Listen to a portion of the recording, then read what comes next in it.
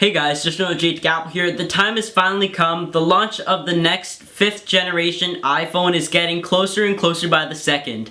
This is my final rumor roundup video. Let's go ahead and go through the categories. So I will be covering new display, 4G LTE capability, a redesigned dock connector, quad-core processor, new construction and material, improved battery life, two-tone backplate, NFC capability, iOS 6, and any small additional upgrades Apple may make to this new device. So stay tuned, hope you guys like this video. Let's go ahead and start out with the larger display. So first off, let's go ahead and talk about possibly the most anticipated change in the iPhone 5, which is a larger display. Right now, the iPhone 4S and the iPhone 4 and all its previous generations have a 3.5-inch screen. But over the past few years, you've seen Android phones get bigger, such as a 4.3-inch standard, and getting larger, such as 4.7 to 4.8, and the Galaxy Note now 5.5. So I'm pretty sure Apple won't go that big. However, I am pretty convinced that Apple will go ahead and use a 4-inch display. It is also rumored that Apple will be using an in-cell touch display technology, which they recently received a patent for. This technology merges the digitizer and its touch panel together into one piece instead of two pieces, making the phone overall thinner and might even cut down on some production costs, as they don't have to purchase the parts from two different suppliers. Overall, this will allow for either a thinner form factor or even just a larger battery, some added space for that. However, from the prototype so far, it looks like the iPhone is just a little bit smaller, but I will go into more details later. This display is rumored to be a little bit taller, but in width it would be pretty close. I ordered an iPhone 5 screen protector, and from what it looks like, it seems that the iPhone 5 is mostly going for a taller display, having a 640 by 1136 resolution, allowing for a 5th row of icons. And the reason why we are pretty convinced that this would happen is because of the coding that was seen in an iOS 6 developer's preview, where it hinted at 640 by 1136 in the developer simulator. We have also seen many prototypes showing a FaceTime camera centered to the top, which looks fine. So that's pretty much it for the screen category. Let's go ahead and move on to the LTE. Some may say that the iPhone 4S should have featured 4G LTE capability. However, it did not. As you guys know, in March, Apple announced its 3rd generation iPad with Retina display, and it did feature 4G LTE. So we are sure to see 4G on the next generation iPhone. There really isn't much to say to this. However, Apple will need to rack up the battery if they want to get us a full day of battery life with 4G capability, as 1400 milliamps like on the iPhone 4S may not be enough. So next, let's go ahead and talk about the new dock. Another thing that has been picking up hype lately is a new redesigned dock connector. As you guys know, for the longest time, Apple has been using a 30-pin dock connector as seen on all the iPhones, current iPods, and they have been around for quite a few years. And as you guys know, there are a huge amount of accessories on the market for that, speakers, so on. And many people may have a lot of Apple devices and have the 30-pin connector coming around, so they may not like a new dock connector. However, there have been rumors saying that the iPhone 5 and most Apple devices going on from now would use a new dock connector, and they started out from 19-pin, some rumors of an 8-pin. However, lately we have been leaning towards a 9-pin, and some accessory leaks have been coming around lately. Some of you may not like this, however, I do think it's time that Apple does redesign the dock connector, and unfortunately, you may not be able to use your 30-pin dock accessories. However, I'm sure Apple will be coming out with an adapter for that. I'm also hoping that the new dock connector would feature faster transfer speeds, faster charging times, and some way that would benefit the change apart from it being smaller. So the next thing we're going to go ahead and talk about is what processor Apple will be using on the next generation iPhone 5. Yet again, as you guys know, with the iPhone 4S, we were expecting a quad-core device. However, that model was not a redesign. The iPhone 5 is going to be a redesign. As you guys know, in the iPad 3, we did see a quad-core graphics processor. However, the processing power itself was still a dual-core, and the quad-core is mainly to accommodate the Retina display. So in the iPhone 5, I am definitely expecting a quad-core processor, an A6 processor instead of an A5X processor.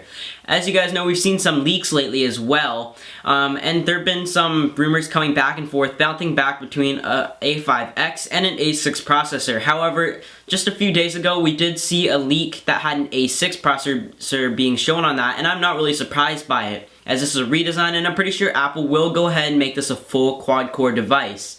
Even if Apple doesn't need it, like the iPhone 4S and the 4 works just fine with its dual-core processor, and so does the iPad. It's still very fast. However, as a marketing strategy, as you guys know, almost all the Android phones, or a lot of the high-end Android phones around the range of the iPhone, do have quad-core processing. As a marketing strategy, it would be up to that, and I'm pretty sure Apple will go ahead and use an A6 processor. The next thing let's go ahead and talk about is the housing and the possible material Apple will be using in the iPhone 5. One of the earliest rumors was the fact that Apple was going to be using liquid metal for the next generation iPhone. So liquid metal, I'm not a huge scientist here, but apparently it is mixed up a few different types of metals, and it's supposed to provide a stronger but lighter construction. From what we've seen with the housing leaks, as you guys know, we've seen lots of footage going around, some images, some renderings, everything in between of what the iPhone 5, the next generation iPhone, is going to look like, and overall they all look pretty close.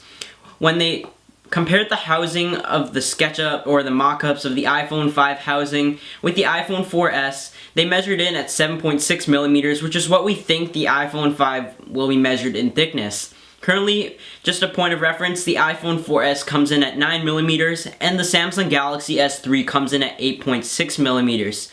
So, I think 1 millimeter isn't a huge thing. However, if Apple can give us a significant amount of battery to make up for that 1 millimeter, I definitely wouldn't mind it. So let's go ahead and move on and talk about the battery. So one of the biggest features we're hoping Apple will improve on for the next generation iPhone 5 is the battery. Right now the battery on the iPhone 4S is decent, however it can be better considering there are other phones out there that have much bigger batteries and its form factor is pretty close. So currently the iPhone 4S features a 1430 milliamp 5.3 watt hour 3.7 volt battery.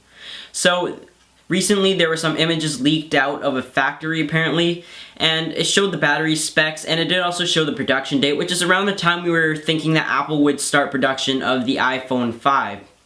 This battery wrote its specs saying 1440 milliamps, 3.8 volts, and 5.45 watt hour, which is said to give just about 10% extra battery. However, considering this phone will be having LTE and possibly even a full quad-core processor, I really hope this isn't true because this simply isn't enough.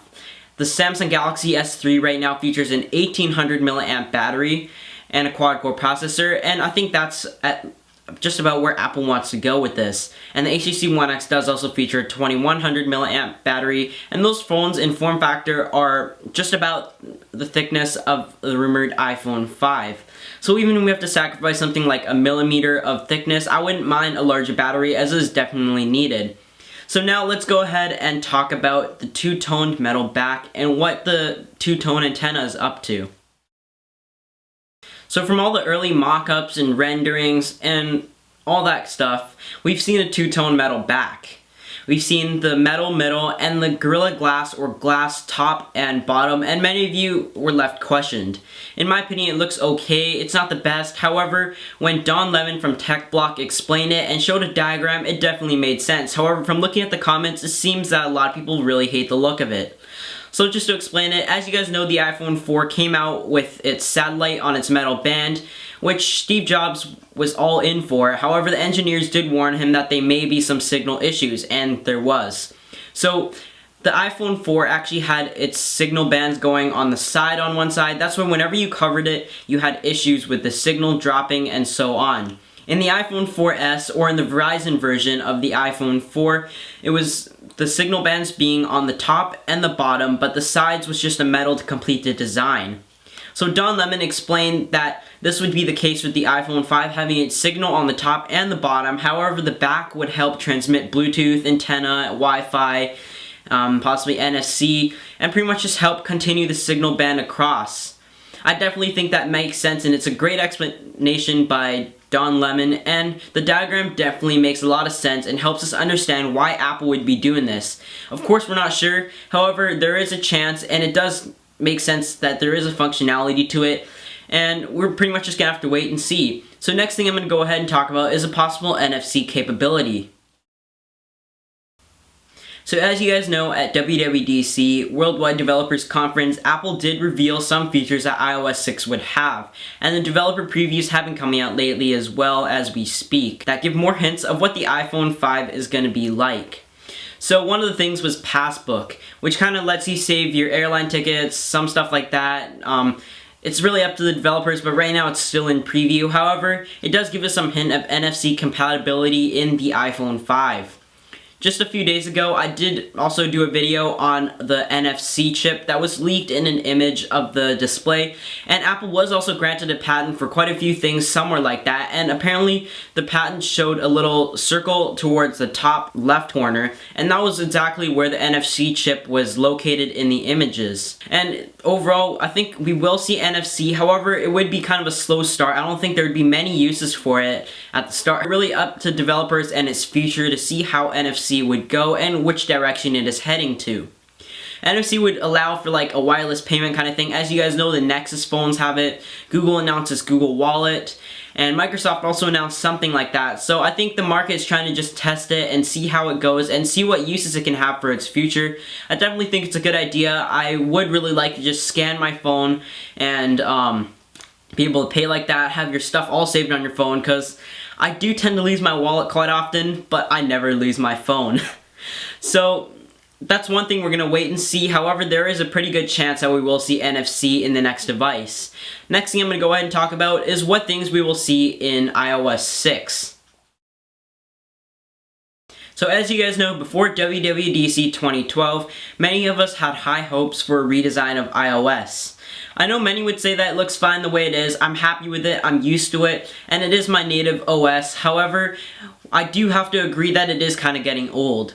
Ever since iOS was introduced in 2007 to the first generation iPhone, nothing has really changed since. Everything has looked exactly the same, its layouts look the same, and small features were introduced during the years. But overall, in the iOS 6 developers preview, nothing much has changed except for stuff that we're probably hoping to see last year. First off, let's go ahead and talk about Maps. As you know, Apple and Google's contract has actually ended, which may explain why Google did not want to renew it, and that Apple will not be using Google Maps, nor will they have a native YouTube app.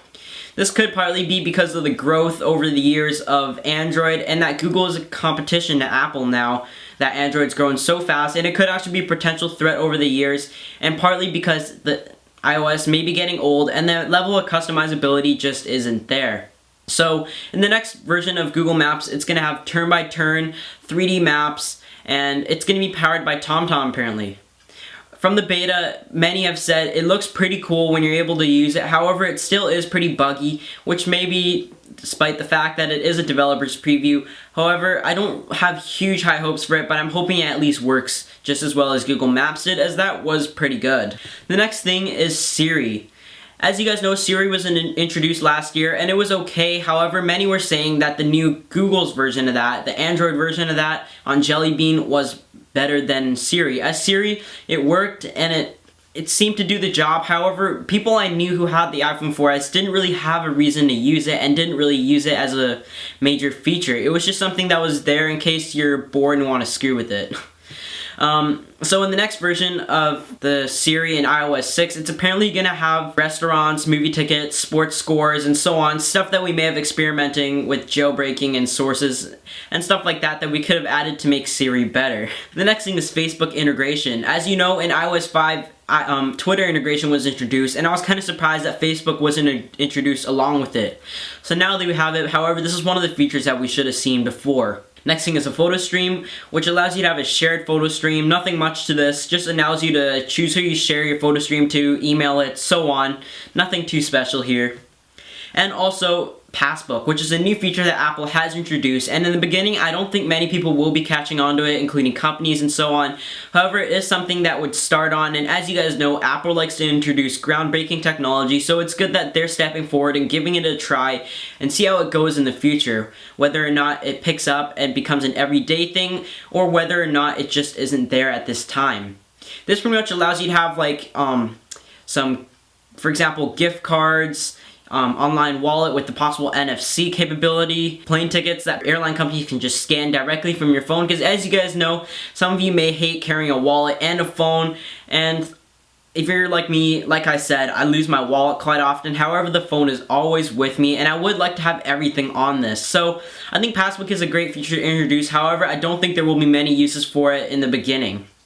The next thing is FaceTime over 3G. Another feature that was lacking in iOS 5 that people were hoping to see, and now that Apple has allowed FaceTime over 3G, this is a good feature. However, it will suck your data, especially if you live in Canada, where data plans tend to cost a little more. Just a little.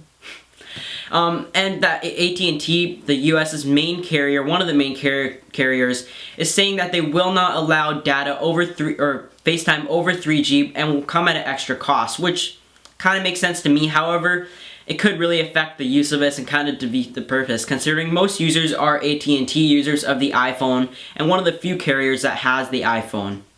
Next thing is a phone.